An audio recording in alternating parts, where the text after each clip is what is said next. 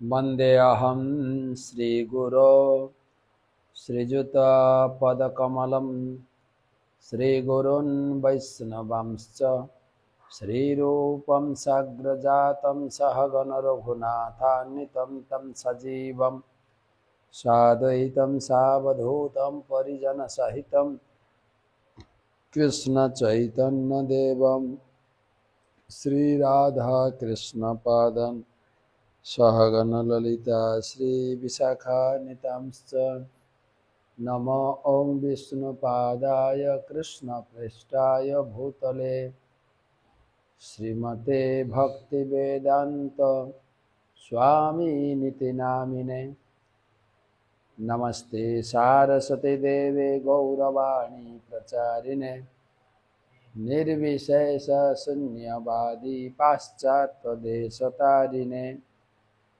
जय श्री कृष्ण चैतन्य प्रभु नित्यानंद श्री अद्वैत गदाधर श्रीवासदि श्री गौर भक्तबिंद हरे कृष्णा कृष्णा कृष्णा हरे हरे हरे राम राम राम हरे हरे। আমরা সেই বৃন্দাবন লীলায় ভগবান কৃষ্ণকে কালিয়র বন্ধনে রেখে দিয়েছে, তা আবার দুদিন আগে। যদিও ভাগবতমে বা কৃষ্ণলীলা গ্রন্থে কালিয় 2 ঘন্টা কৃষ্ণকে আবদ্ধ করে রেখেছিলেন, আর আমরা কৃষ্ণকে 2 দিন সেই কালিয়র জলে কালিয়র বেষ্টনে রেখে দিয়েছি। তারপর থেকে আমরা আলোচনা করছি সেই সবাই চলুন পঞ্চকোশীতে সে যে কালীয় দহ বলে জায়গা আছে, ঠিক মদন মোহন মন্দিরের আগে কালিয়া দহ বলা যায়, বাঁকে বিহারি এটা পেরিয়ে গেলেই কালিয়া দহ। তো ওইখানে মনটা নিয়ে চলুন। আরাধ্য ভগবান ব্রজশততনয় তদ্ধাম বৃন্দাবনম কাচিত উপাসনা বজবধূ বর্গেণ যা কল্পিতা শ্রীমদ্ ভাগবত প্রমল ওমানম প্রেম পুমার্থ মহান শ্রী চৈতন্য মহাপ্রভু মতভিদম তত্র আদর ন পরহ। যমুনার সেই হ্রদ যার নাম কালীয় হ্রদ, সেখানে বৃন্দাবনবাসীরা সব এসে উপস্থিত হয়ে গেছেন।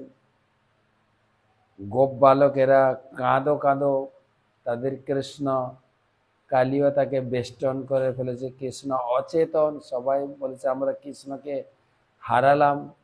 মা যশোদা সেই কালীয়র জলে ঝাঁপ দেবে ছুটে যাচ্ছেন, নন্দ বাবা ছুটে যাচ্ছেন ঝাঁপ দেবেন, সবাই আটকানোর চেষ্টা করছেন। কৃষ্ণের এই অবস্থা দেখে সবাই মূর্ছিত, আর কৃষ্ণ একজন সাধারণ শিশুর মতো চুপচাপ অচেতন অবস্থায় পড়ে রইল। কৃষ্ণ যখন দেখলেন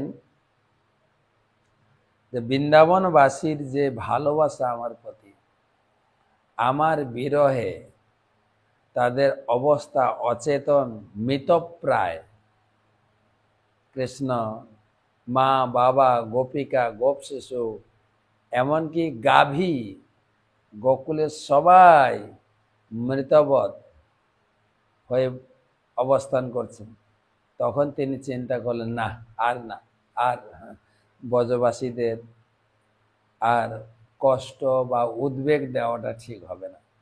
তিনি শরীরটাকে বিস্তার করতে শুরু করলেন। যেই শরীরটাকে বর্ধিত করতে শুরু করলেন, কালীয় আর ধরে রাখতে পারছেন না, তার যেন শরীরটা ছিঁড়ে যাচ্ছে একদম, এবং সে কৃষ্ণকে আর ধরে না রাখতে পারে ছেড়ে দিল, দিয়ে তার ফনা দিয়ে কালীয় খুঁজতে শুরু করলেন, তাকে দংশন করবে। আর কৃষ্ণ সে কালীয়র চারপাশে ঘুরতে শুরু করলেন, কালীয় কোথায় দংশন করবে খুঁজে, তা ধ্বংস করার চেষ্টা থেকে সে ব্যর্থ হলো, এবং কৃষ্ণ ছুটে কালিয়ের মাথায় উঠে গেলেন। মাথায় মানে তার যে ফনা, ফনার উপরে তার কালিয়ের মাথায় 100 ফনা ছিল। কোথাও কোথাও সহস্র ফনা বলা হয়, তবে ভাগবতমে 100 ফনার কথা লেখা আছে। 100 ফনার উপরে উঠে কৃষ্ণ পা দিয়ে দাবাতে শুরু করলেন। পা দিয়ে দাবাতে শুরু। দেখেন কৃষ্ণ কিন্তু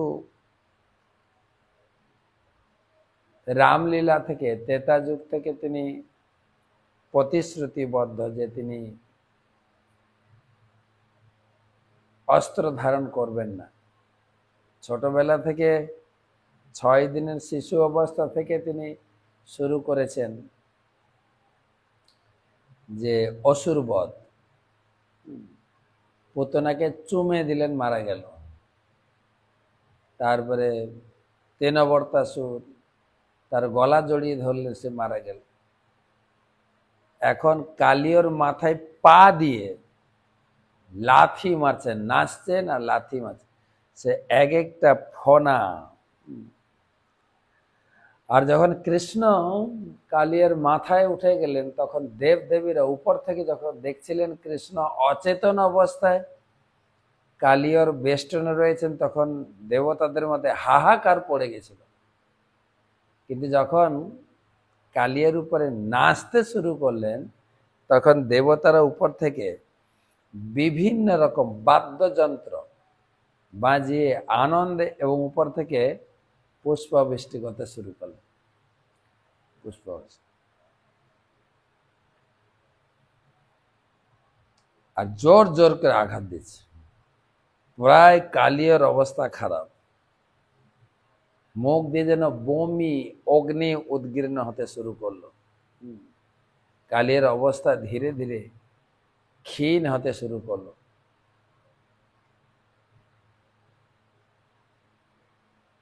আর মুখ দিয়ে বিষ বেরোত। আর কৃষ্ণ দেখছে ওটা বিষ নয়, যেন আমার চরণে পুষ্প নিবেদন করার সুগন্ধ পুষ্প। তার শরীর ভগবানের পদাঘাতে চূর্ণ বিচূর্ণ হতে শুরু করে। সে মনে মনে বুঝতে পেরেছিল শ্রীকৃষ্ণই সর্বলোক মহেশ্বর পরমেশ্বর ভগবান। তখন সে আত্মা নিবেদন করতে শুরু করল। এদিকে কালিয়ার পত্নীরা, অনেকজন সাপের স্ত্রী ছিল, তারা দেখছেন যে আমাদের প্রভু, আমাদের স্বামীর জীবন নিয়ে, প্রাণ নিয়ে সংশয় হয়ে পড়েছে।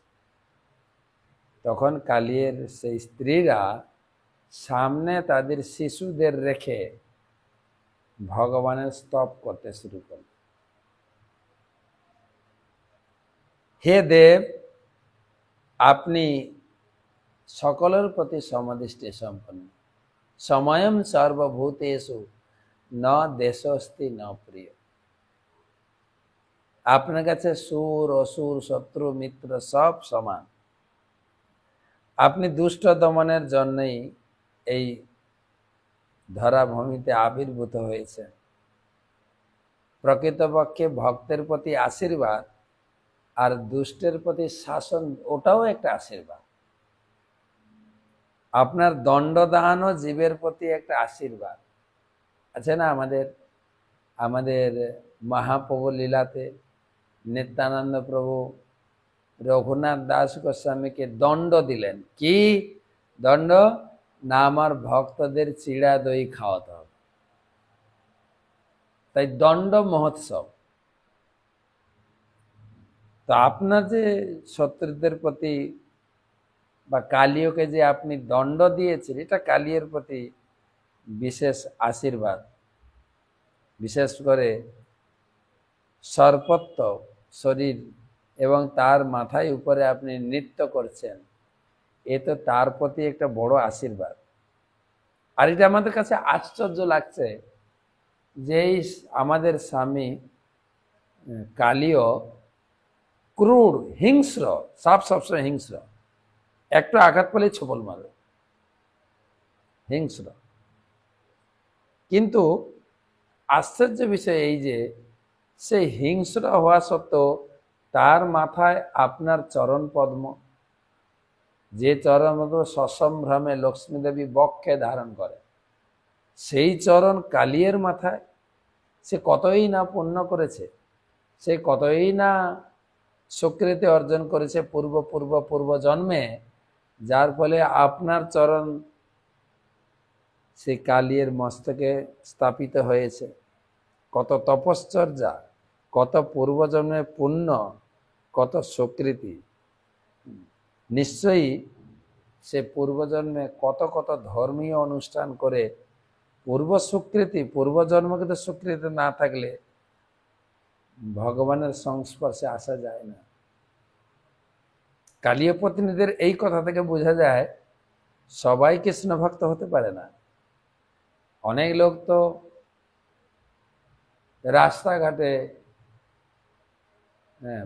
পাগলের মতো গলা উড়ে বলে, আমি ওইসব ধর্ম টর্ম মানি না, ভগবান টগবান মানি না।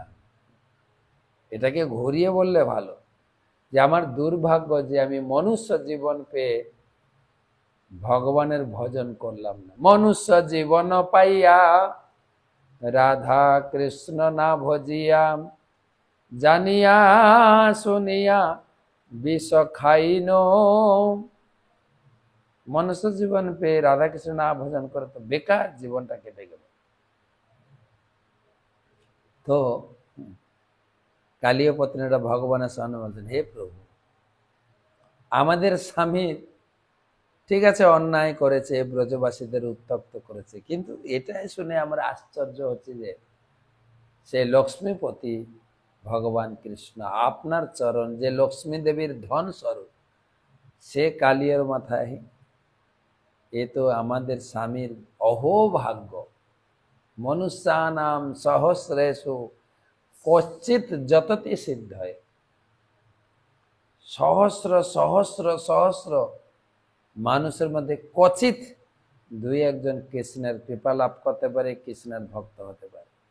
তা আমাদের স্বামী তো মহাভাগ্যবান। কিন্তু আপাত বিরোধী তত্ত্ব, সে অসুর, সে ক্রূর, তা সত্ত্বেও আপনার চরণ প্রাপ্তির যোগ্যতা সে কি করে লাভ করল? তো আমাদের প্রার্থনা, হে প্রভু, আপনি পরমেশ্বর ভগবান, পরম পুরুষ, পরমাত্মা রূপে সকলের হৃদয়ে আছেন।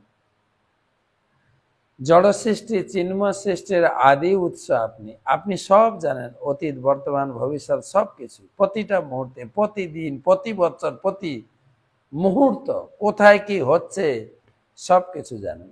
সবই আপনার অদক্ষতায়, আপনার অদক্ষতা পালন সবকিছুতে আপনি আদি কারণ। আপনি সকলের পরমাত্মা, সকলের অনুপ্রেরণা, সকলের জীবনের শক্তি প্রদানকারী। আপনি যুগে যুগে ভিন্ন ভিন্ন রূপে জগতে আবির্ভূত হয়ে লীলা প্রকাশ করে জগৎ জীবকে আপনার প্রতি আকর্ষণ করান। দেখেন কালীয় পত্নীরা তারা বিদ্যানকে না, গীতা ভাগবতের কথা শ্লোক বলে তারা স্তুতি, আমরা তো বাংলায় পড়ছি, তারা শ্লোকের মাধ্যমে স্তুতি করছেন। এই জগতে যে তিনজন কর্তা আছেন, ব্রহ্মা, বিষ্ণু, মহেশ্বর, তারা আপনার থেকেই প্রকাশিত। আপনার ইচ্ছাক্রমে ব্রহ্মা সৃষ্টি করেন, আপনার ইচ্ছাক্রমে বিষ্ণু পালন করেন এবং শিব ধ্বংস করেন। তব ইচ্ছা মতে ব্রহ্মা করেন সৃজন, তব ইচ্ছা মতে মায়া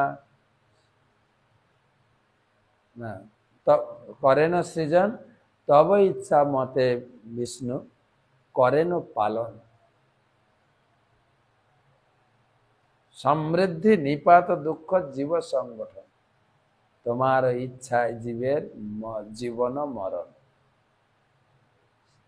নাগপত্রীরা প্রার্থনা করছেন, হে প্রভু, সমস্ত সৃষ্টি, স্থিতি, পালন সবকিছু জগতের মঙ্গলময়, আপনার আবির্ভাব, আপনার কথা, আপনার আপনার নাম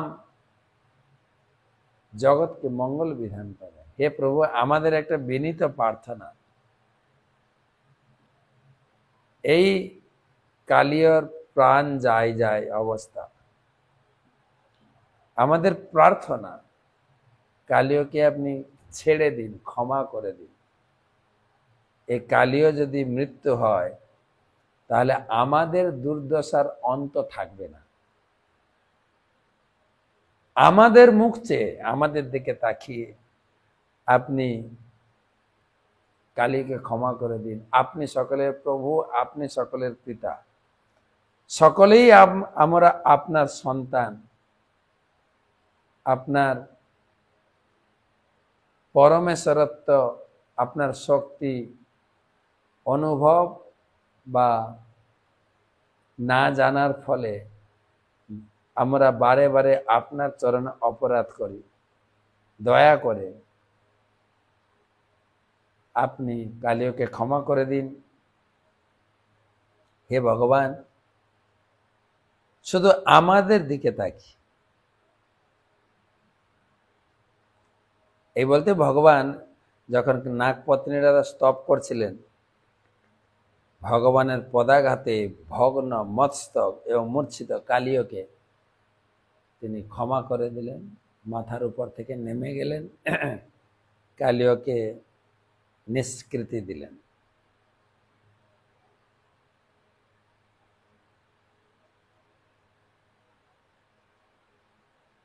কালিয় অনেক কষ্টে ধীরে ধীরে ধীরে ধীরে নিজেকে একটু সামলে নিয়ে অত্যন্ত বিনীত এবং কৃতাঞ্জলি পুটে তিনি কৃষ্ণের স্তব করতে শুরু করলেন।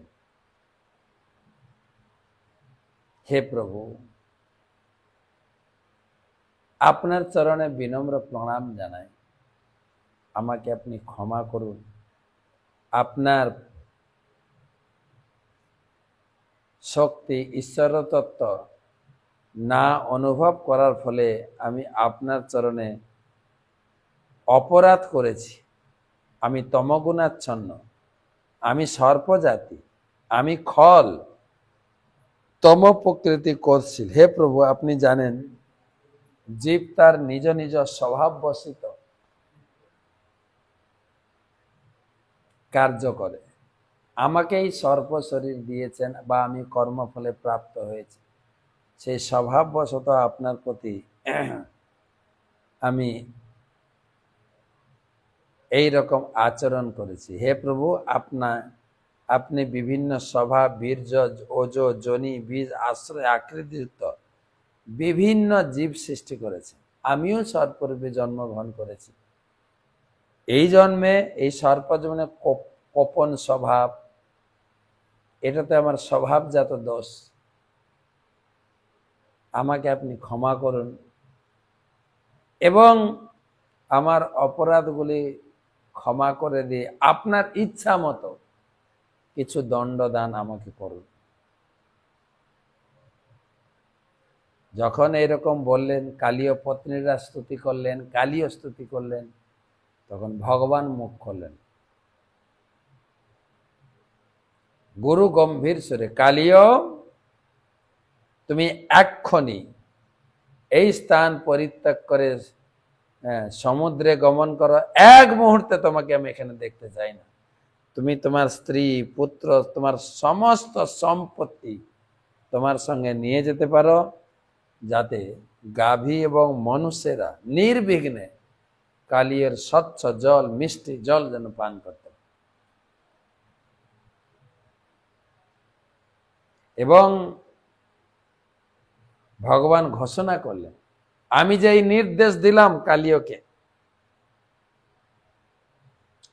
এই নির্দেশ, আমার এই নির্দেশ, কালিয়র প্রতি যে নির্দেশ, এই নির্দেশ যে শ্রবণ করবে, কীর্তন করবে, তাহলে কালিয় থেকে তার আর কোনো ভয় থাকবে না।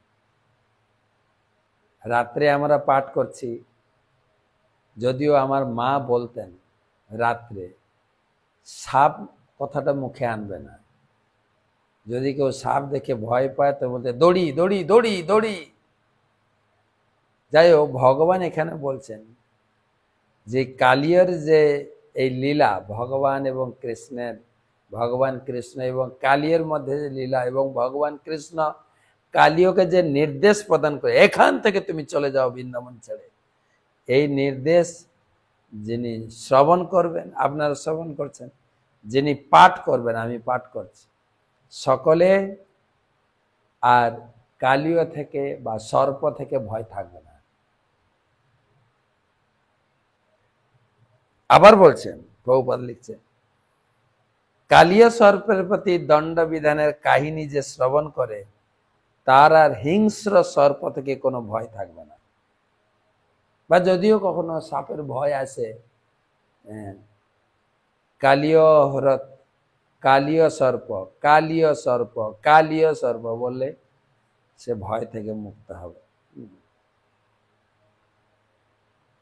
এই কালিয় হ্রদের যেখানে গোপ সখা আরেকটা জিনিস ঘোষণা দিলেন, এই পিতৃপক্ষে শুনে রাখে, যে কালিয় হ্রদে আমি ঝাঁপ দিয়েছি, স্নান করেছি, সেখানে কেউ যদি স্নান করে, একদিন উপবাস করে, এই হ্রদের জল দিয়ে কেউ যদি পিতৃপুরুষের তর্পণ করে, তাহলে তিনি সর্বপাপ থেকে মুক্ত হবে। তো এখন জল নেই, জানি না বর্ষাকালে এখন জল হয়, তো কয়েকদিন আগে বৃন্দাবনে যমুনার জল বেড়ে পরিক্রমা মার্গে জল এসে গেছিল, হয়তো কালিয়া হ্রদটা জলে পূর্ণ হয়ে গেছে এখন। আমি যখন যাই সেই যাত্রী নিয়ে নভেম্বর অক্টোবর মাসে, বা কখনো গেছি এপ্রিল মাসে, কোনোদিন জল পাইনি, হয়তো এই সময় গেলে জল পাওয়া যাবে। জলে স্নান করে এক রাত্রি উপবাস করে তর্পণ করতে পিতৃপক্ষ চলছে, তাহলে পিতা পিতৃপক্ষ সবাই মুক্তি লাভ করবে।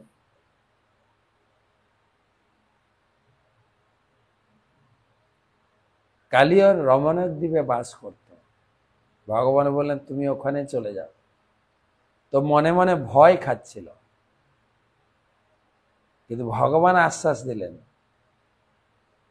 যে গরুরের ভয়ে তুমি রমণীক দ্বীপ পরিত্যাগ করে এই হ্রদে আশ্রয় করেছ, সেই গরু তোমাকে খাবে না, কেননা তোমার মাথায় আমার পদচিহ্ন রয়েছে।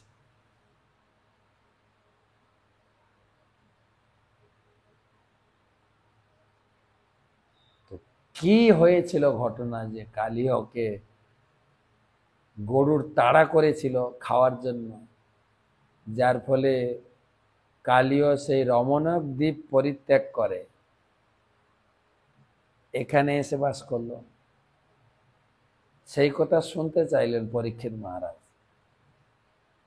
সুখদেব গোস্বামী পরের অধ্যায়ে বলবেন, অর্থাৎ পরের অধ্যায়টাও কালীয় দহের উপরে আলোচনা, কালীয়ের উপরে 3টা ক্লাস হয়ে যাবে, আজকের আলোচনা করবো না। তবে আজকে এটা বলা যায়,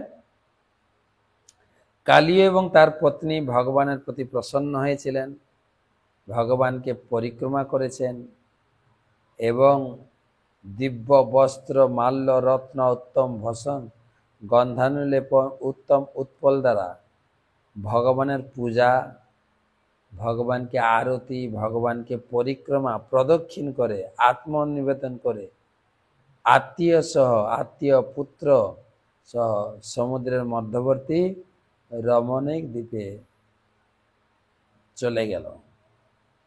তখনই মানব শিশুরূপী লীলাবিলাস পরায়ণ ভগবানের অনুগ্রহে সেই যমুনার জল বিষমুক্ত হয়ে অমৃত তুল্য হয়ে গেল। কালীধর এই অধ্যায় শেষ হলো, 16 অধ্যায়। এখন 17 অধ্যায়ে আরো শুনবো যে কালীয় কেন তার অরিজিনাল আবাস বা ঘর হচ্ছে রমণক দ্বীপ, সে রমণক দ্বীপ পরিত্যাগ করে কেন এখানে এসছে, সে কাহিনী কালকের পাঠে করব। আজকে একটু ভাগবত পড়ি। তমাদিদেবম করুণানিধানম তমালবর্ণম সুহিতাবতারম অপার সংসার সমুদ্র সেতুম ভজামহে ভাগবত স্বরূপম। নমো বিষ্ণুপাদায় কৃষ্ণপ্রেষ্ঠায় ভূতলে শ্রীমতে জয়পতাকা স্বামিনিতি নামিনে। নমো আচার্যপাদায় নিতাই কৃপাপ্রদায়িনে গৌরকথা ধামদায় নগর গ্রাম তারিণে। শ্রীমদ্ ভাগবত মহাপুরাণ পঞ্চম স্কন্ধে 20 অধ্যায় পঞ্চম শ্লোক থেকে আলোচনা করব। আলোচনা প্রসঙ্গ জম্বুদ্বীপের পরে 6টা দ্বীপ, সপ্তদ্বীপ ব্রহ্মাণ্ড।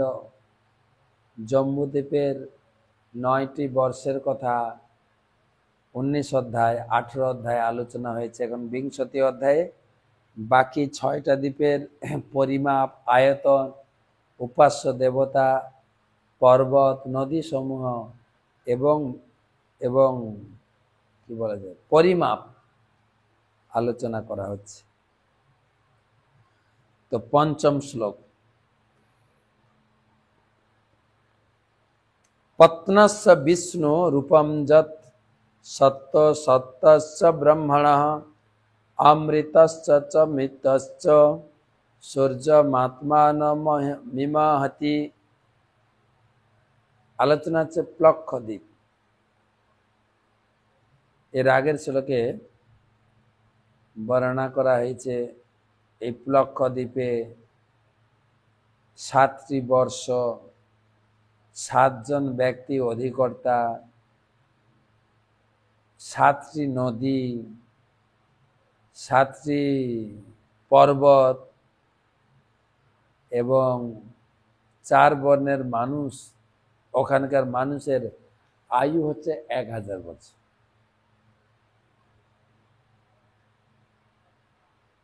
তো আজকে সেই লক্ষদ্বীপবাসীরা কি মন্ত্রে ভগবানকে পূজা করছে, সেই মন্ত্র পত্নস্য বিষ্ণু রূপম যৎ সত্য সাত্তস্য ব্রাহ্মণ অমৃতস্য চ মৃতশ্চ সূর্যমাত্মা নমি মহিতি।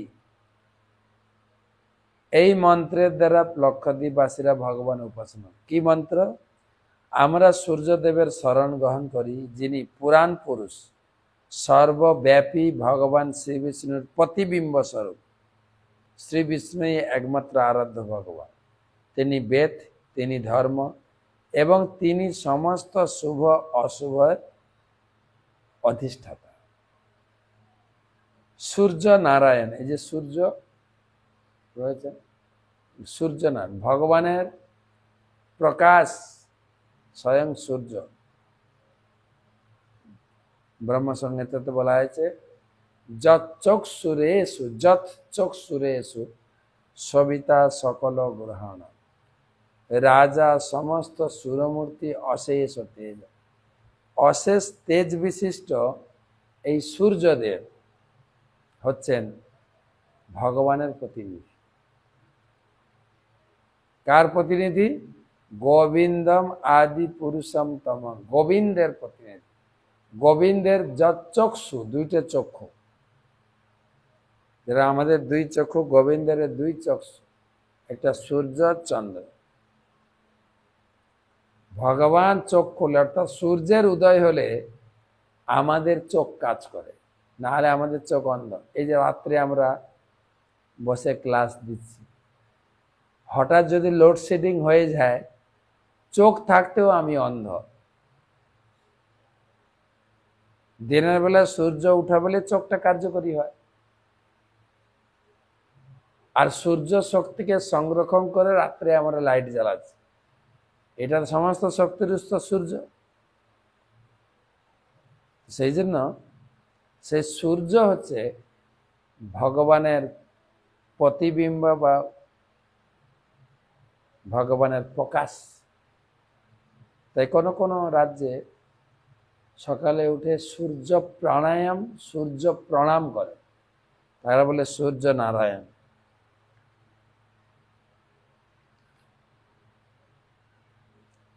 ভীষ্মস্বৎ বাত পবতে ভীষ্ম দেতি সূর্য ভীষ্ম সৎ অগ্নিশ্চ ইন্দ্র চ মৃত্যু ধাবতি পঞ্চম। যে ভগবানের ভয়ে বায়ু প্রভাবিত হয়, ভয়ে সূর্য নিয়মিত উদিত হন অস্ত যান, ভগবানের ভয়ে অগ্নি কার্য করে, ভগবানের ভয়ে মৃত্যু ইন্দ্র তার স্বীয় কার্য করে। শুভ অশুভ সবকিছু, পাপ পুণ্য খারাপ ভালো সব ভগবান পরিচালিত করে। লক্ষাদিশু পঞ্চসু পুরুষাণাম আয়ু ইন্দ্রিয়মজ সহো বলং বুদ্ধির বিক্রম ইতি চ সর্বেষা মৌৎপথিকি সিদ্ধিরভিষেণ বর্ততে। হে রাজন, লক্ষ আদি 5টি দ্বীপের অধিবাসীদের আয়ু, ইন্দ্রের বল, মানসিক ও দৈহিক শক্তি বৃদ্ধি এবং বিক্রম সকলেরই সমান। লক্ষদ্বীপের লক্ষদ্বীপ আদি 5টা, সবার এই আয়ু বল সবার সমান শক্তি। লক্ষ সমানে নেরুক্ষ সদেনাবৃত যথা তথা দীপহতি শালমল দ্বিগুণ বিশাল সমানেন সুরদেনাবৃত পরিবিংতে। লক্ষদ্বীপ নিজের সমান বিস্তৃত ইক্ষুর সমুদ্রের দ্বারা পরিবেষ্টিত। 7টা দ্বীপ 7টা সমুদ্র, আমাদের কপালে পড়েছে লবণ সমুদ্র। লক্ষদ্বীপ আখের রস, আখের রস আর আপনাকে কিনে খেতে হতো না, ওখানে একদম বাটি ডুবাবেন খাবেন।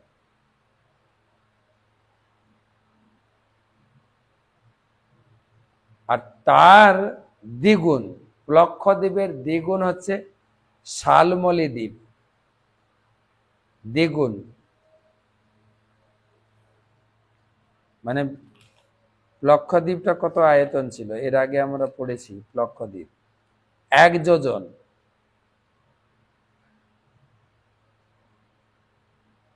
না লক্ষদ্বীপ প্রথম হচ্ছে জম্বুদ্বীপ 1 যোজন, লক্ষদ্বীপ 2 যোজন, আর শালমলি দ্বীপ তার দ্বিগুণ 4 লক্ষ যোজন। 1 লক্ষ যোজন, 2 লক্ষ যোজন, 4 লক্ষ যোজন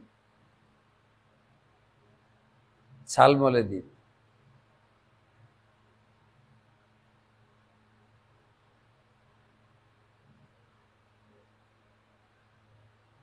লক্ষদ্বীপের 2 ডবল হচ্ছে শালমলি দ্বীপ, তাহলে লক্ষদ্বীপ ইক্ষুরস, শালমলি দ্বীপ সুরা সাগর, মদের সাগর। আর লুকিয়ে মদ খেতে হবে না, মদে স্নান করবেন, মদ খাবেন শালমলি দ্বীপ। যত্র হইব শালমলি প্রক্ষয়ামা যস্যাং বাবখিল নিলয় মারভরত চন্দস্তুত পতত্তিত্রারাজস্য সা দীপহুতয় উপলক্ষতে। শালমলি দ্বীপে একটি শালমলি বৃক্ষ আছে, যার থেকে সেই দ্বীপটির নাম হয়। এই বৃক্ষটির মতোই, সেই বৃক্ষটি প্রক্ষ বৃক্ষটির মতোই 100 যোজন বিস্তৃত, 1100 যোজন উন্নত।